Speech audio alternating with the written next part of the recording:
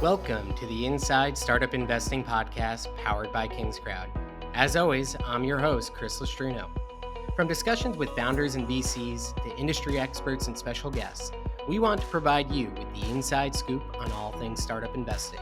Whether you're investing $50 a deal or $500,000 a deal, we have the stories you need to hear before clicking invest. From the metaverse to spaceflight and beyond, join us as we explore the world of startup investing for all. And now, on to this week's episode. Hello, everyone, and thanks for joining us on today's episode of the KingsCrowd Startup Investor Podcast. Today, we are taking a journey to the edge of space with founder and CEO of Space Ventures, Aaron Burnett. So in the past year, you've probably heard a thing or two about space travel and the future of life in space, be it Jeff Bezos and Blue Origin, Richard Branson and Virgin Galactic, or of course, Elon Musk and SpaceX. We haven't had this much excitement and energy around space travel since Neil Armstrong walked on the moon all those years ago. Well, today we are speaking with the man behind Space Venture that wants to provide you with exposure to this beckoning market by allowing you to invest early into the next generation of space startups. Startups like Infinite Composites that allows more efficient storage of fuel in space for exploration vehicles, and Exospace that is building AI solutions for processing data and imaging from satellites. So let's get into it. Aaron, thanks so much for joining us here today. Thanks for having me, Chris. It's fun, and it was quite an intro, so I'm looking forward to our chat. Well, I'd love to just hear from you. For those who don't know you, give us a little bit of background about yourself, and let's hear a little bit about what kind of inspired you to get into space. Yeah, so I'll try and keep it, as brief as possible. Really, my background is non-traditional aerospace background. Most people come in from PhD, engineer, fighter pilot, astronaut sort of background. I fit none of those molds. Actually, my background is in marketing and finance is where I kind of got started in my career. Did a lot of marketing and community building.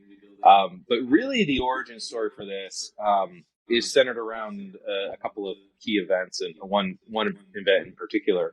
There was a Falcon Heavy that shot a Tesla and Starman into space, and there was this iconic image of those boosters coming and landing side by side. There's a lot of video out there, a lot of photos. I don't have it on my wall yet, but that's the sort of thing a lot of people have on their wall. And that image for me kind of broke my brain wide open. And to help create some context, I was actually in South America at the time. So I spent 5 years, 25 years old, to hit what I call my quarter life crisis. And I said, it's got to be more to life than just making money and all this other stuff. I got to have some more meaning. And so I went to South America, did volunteer work, was teaching down there for a little bit, trying to find, something very meaningful and kind of doing what, I guess you do if you're trying to do that. But that's the context for me. Like, what am I going to do here that has impact on the world? And when I look back at the end of life, whatever, I can be very happy that, what I accomplished, right? I think a lot of us are looking for that kind of meaning. And, so I was looking for that. I was in that frame of mind. And then these boosters are coming side by side. An additional context is, I've been a space nut, like, I don't know, of all people that thought about being an astronaut when they were a kid and, daydreamed about it and all that stuff. So I've been a space nut and a science nut, or science fiction nut, right? And grew up on Stargate SG-1. So that interest of mine was obviously piqued. And what I thought was something way, way into the future was happening in front of my eyes. And I said, how do I, be a part of that? How do I drive that forward? Because this is so freaking awesome.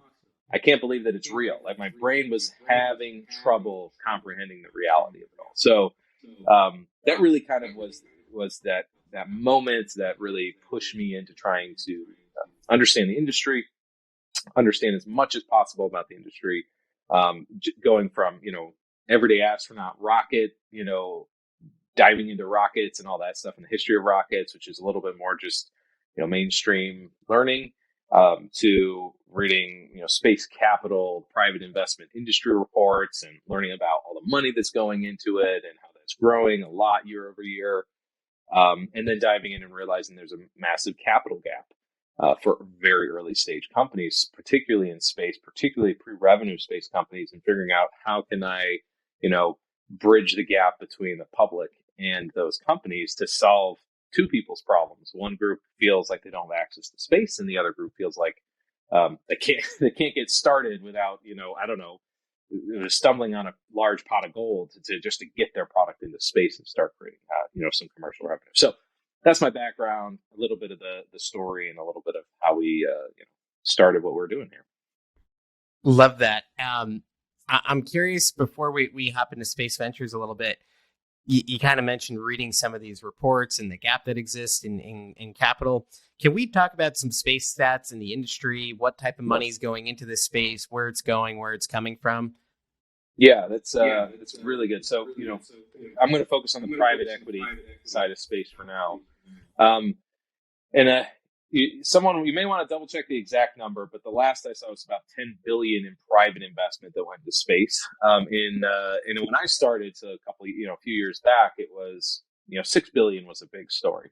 And then it increased, and obviously there was COVID, so there was a little bit of a lull in investment and things like that, but it just kept going up. And it's kind of culminated about 10 billion, I think. Maybe it's gone up in the last year because I've been so busy building what we're building that I haven't been staying up on all the reports. So a lot of money going to that. Now, what I found was I kind of dug, you don't have to dig too deep. You just start to see where that money is going. And I think one of the big things that stood out to me, and this is really encapsulated in what Bryce Tech put out recently in one of their reports. And they're a great analytics group that does some of this research. They put out an annual report. And one of their big things that came out with was there was, $10 billion or whatever it was invested. I think this I may be pulling from the 2020 report. 2021 report is probably coming out soon. So there was like $10 billion invested, and something like, 80% of that went to 8 companies or some crazy number. It's something that really kind of blows your mind. When you think about space, though, it all makes sense because, first of all, SpaceX, right? If they breathe that they're interested in raising money, they can raise $1 billion at whatever valuation they put out there. They're just kind of having a linear track, but they could say something crazy and they probably would get it. And then you have other companies that still just need a lot of money to get something up into space. A lot of that's driven by rocket companies and things like that. So from a numbers perspective, lots of money moving in, but a lot of that's aggregated or kind of accumulated up at the very top. And then if you do look at over the last few years, the numbers of seed investments that are happening in Series A investments are either stagnated or actually decreasing. So that's a problem for me with, I'm trying to ramp up innovation. I need a lot more of those happening, not just more money going to the companies at the top. Makes a ton of sense. And, it's something we often hear. It's like, there was a time where you could get money for your idea, and there was a time where you get money for your MVP. And it seems like all of these things, just the numbers are constantly changing. What they say the target is for you to be able to raise capital. And unfortunately, it leaves this massive gap for 90+% of people who are trying to get started up of where do I go to raise those initial dollars and prove that I have something so that I can raise from those bigger institutions. And let me add the qualitative story to that. When I was talking with space founders, it was natural for me to start that. And I think it took 5 to realize there was a pattern, but even after 50, that pattern held true. They were the VC groups, and the way their LP structures are set up, LPs are the customers. The founders are the product. Unfortunately, obviously, they want to work together and all that stuff. I'm not trying to badmouth VC in this. Even though this is the audience to probably do it with, I don't really think that way. Their risk rewards don't really line up, and so really, what the founders were getting was the same story over and over again. Come to me when you have revenue. I love this concept. I want to be a part of it, but please come to me. Be the first call when you have revenue. And unfortunately, you may be able to bootstrap revenue in most software style companies, maybe even some consumer hardware. But when you're talking about space, you already have the hardware bit. You already have all of this, like, it's hard and complicated. And then you also have to put it through environmental testing and then actually put it up in space, which is a massive risk that it'll even work the first time. So it can be millions of dollars just to get a commercially viable product, even if it's of an MVP, but a commercially viable one where you can actually sell stuff. Whether that's data or some kind of service, right? You need to get quite a bit. That's not really bootstrappable for the vast majority of people, even if they're an aerospace engineer that's been banking $200K plus per year at some great aerospace company, it's not easy to then bankroll that. It's nearly impossible. So qualitatively, that's just an exacerbated problem at early stage space. No, I mean, end of the day, the R&D level in this type of thing is exceptionally high. So let's talk about what Space Ventures does. How does it help solve for this market gap in terms of companies being able to raise capital early? So what we really identified was a fairly, specific niche where there's a lot of companies that have essentially a ground-based, whether that you call it a prototype or a product, right? They have a ground-based product already built. So they've done a lot of the hard bootstrapping, but they need to essentially put that into space. So sometimes it's just about booking a ride. Sometimes it's about putting it through all the space qualifications. There's regulatory things they have to do. There's vibration testing they have to do. It heavily depends on what they're building.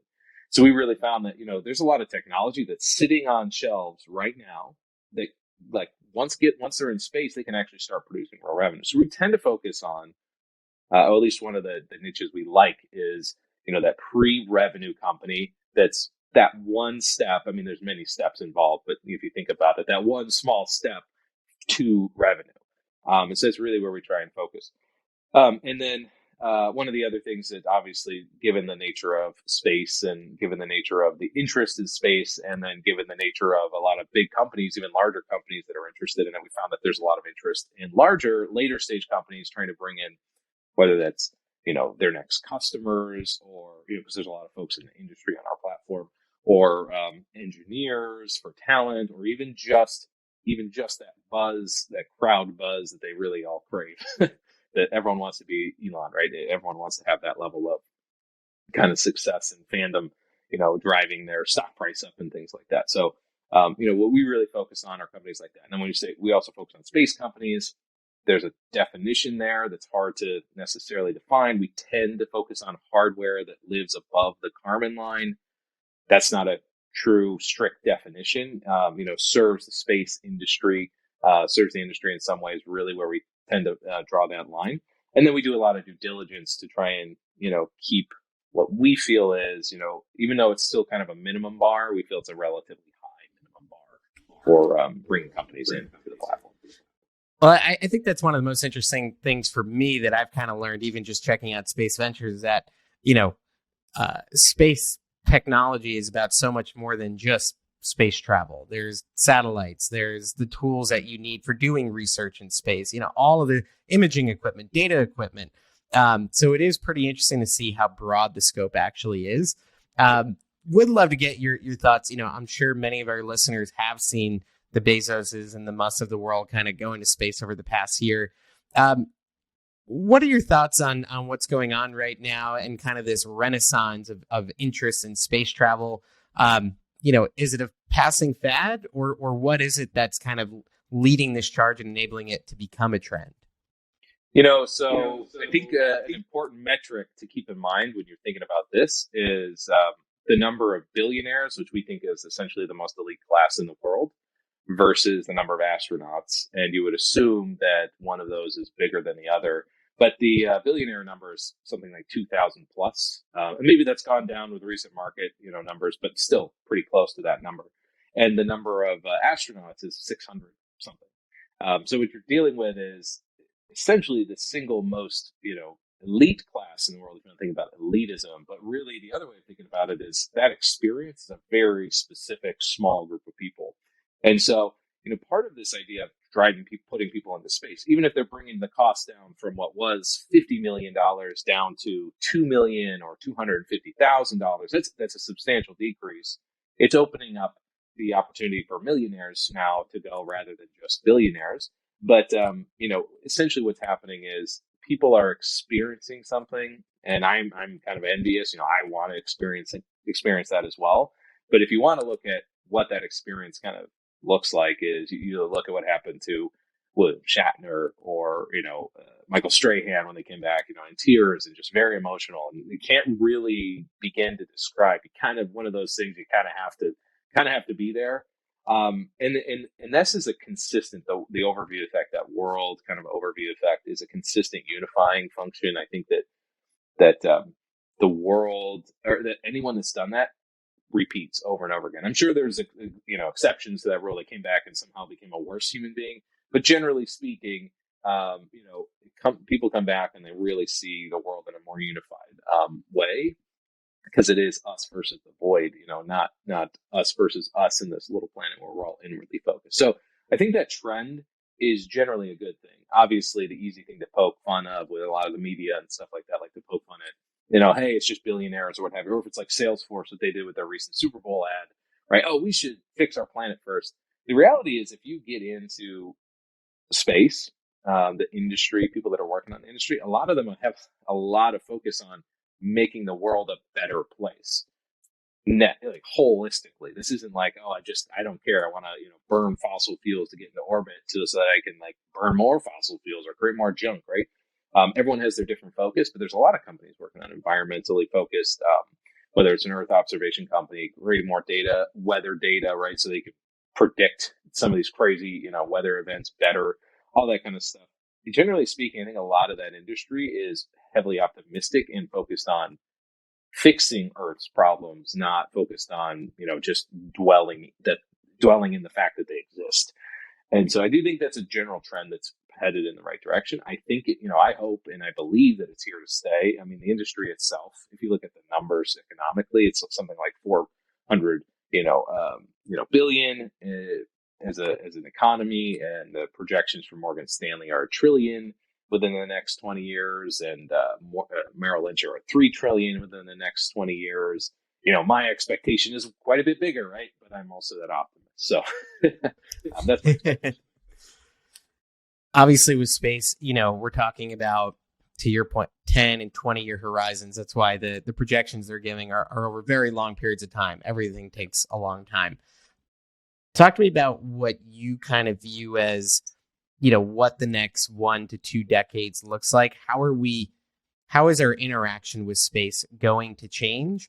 And then underlying that, what are some investment areas, not as recommendations, but just areas that you're seeing that you think are really interesting, that are going to help propel that type of interaction forward?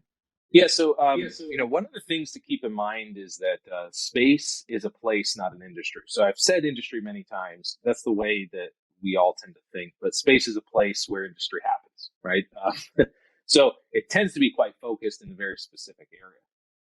And I think it's important because it's kind of more akin to like when, people were moving to the West, right? They just took what was in the East, put it on a train, then they started propagating that same industry, that same whatever. Right? So I think that's the right frame of mind here. And the reason that's important is because your time frames don't have to be 20 years, because the 20-year time frame is a Mars time frame. The lunar time frame is 10. I mean, this is, when I say that's very definitive and kind of confident. Who knows? But, that's what I believe, right? It's more like a 10-year time frame. And the orbital economy is here already. I mean, there's a very robust Earth observation market that is selling data, selling telecommunications. You see what Starlink is doing and things like that. Starlink has a bunch of different components in there. So there's a whole group of people that are building stuff that go into that satellite, or other satellites. And something I think that's really important when you think about just the orbital economy. There's something like 3,000 satellites up there right now. The regulatory agency that allows for licenses to go up in orbit and things like that they got something like 30,000. They approved 30,000 different, requests for satellites up there. So it's a tenfold increase in just the orbital economy, which is quite easy, quote unquote, to get to, and costs to get there are much more affordable. And in fact, one of the companies on our platform, Exospace, they took $25,000 and booked a flight to orbit off of that, right? That's crazy that can even happen. They found some of the most efficient ways to do it, and it's possible. But they obviously have to get their product and all that stuff ready for it. So, with that in mind, there's definitely a lot of opportunities. I would think that your liquidity risk for those timelines tend to think, if you're just comparing this to a SaaS investment, probably add, if it's a LEO, low Earth orbit opportunity, probably add 1 to 2 years to get to revenue. If it's a cislunar, that could be 3 to 4 years. If it's lunar, actually on the ground, that could be 5+ years.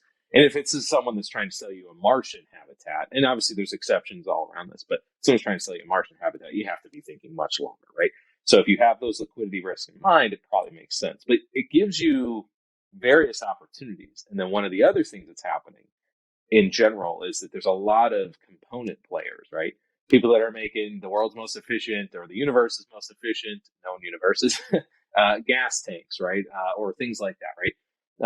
Those are substantially important in the way that these spacecraft are built. But a lot of these players can be wrapped up into others, and there's a lot of expected consolidation in the industry over the next 3 to 5 years, maybe sooner. So I wouldn't be surprised to see a lot of, it won't be your maybe 100x return on a consolidation that's being wrapped up, but it could be easily, a 2, 5, 10x return, depending on how well the company does. So those are actually much shorter, liquidity opportunities. Yeah, I was interested even when I was kind of poking around space ventures. To your point, it's not all about, space exploration and going to Mars. There are a lot of companies that are playing with satellites and data solutions and, making the carrying of fuel more efficient in space, things that actually probably can go to market quite a bit faster. Just curious to hear from you, is NASA playing a role in any of this? Are they providing grants? Are they working with private companies? Where are they at these days? Yeah, NASA and other government agencies, and actually DoD groups, SpaceWorks or Space Force and SpaceWorks is like AFWorks and these other groups. They are coming up and filling a lot of gaps in the very early stages. So really, and this comes back to what I was talking about, the prototype. When you're going through in the industry and any kind of R&D, everyone knows about TRL stages, technology readiness levels, right?